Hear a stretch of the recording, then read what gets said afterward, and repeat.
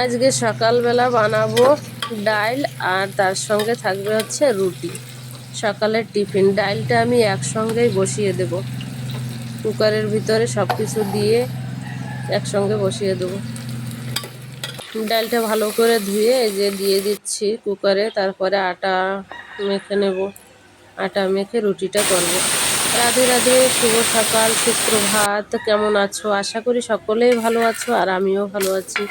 আজকে আর একটা নতুন দিন, নতুন সকাল, তোমাদের সামনে আমার এই ছোট্ট ভিডিওটি নিয়ে চলে আসলাম। দুপুরবেলা দেখো বসে পড়েছি নারকেল নিয়ে, ছেলে আমার নারকেলগুলি ফাটিয়ে দিচ্ছে আর আমি বসেছি নারকেলগুলি উঠাবো।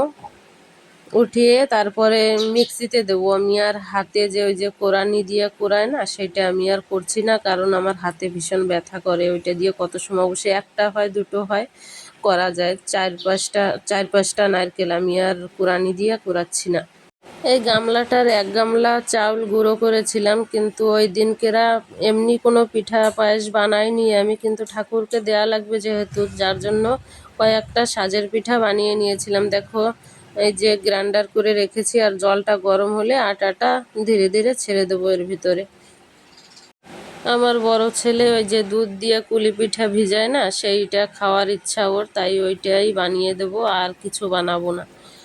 আসলে সংক্রান্তির দিন পিঠা পায়েস কিছুই করিনি আমি, কারণ ওই যে আশেপাশে যে বানিয়েছে সবাই দিয়েছে, তারপরে আমার যা বানিয়েছিল উনি পাঠিয়ে দিয়েছিল, যার জন্য আর বানাইনি। আর দেখো 2-2:30টার সময় আমি এই নিয়ে বসেছিলাম, কিন্তু 5টার সময়, 5:30টার সময় আমার খতম হয়েছে সব। একা একা বানাচ্ছিলাম তো, পিঠ ঠিঠ সব ব্যথা করছিল আমার, আর বসতে পারছিলাম না, শুধু দেখছিলাম কয়টা বাজে।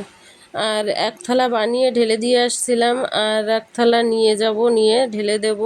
2 থালা হয়েছে, একটা থালার 2 থালা হয়েছে। আর বিছানার চাদরগুলি সব উঠিয়ে রাখছি। দেখো কি করেছে বিছানার চাদরগুলি।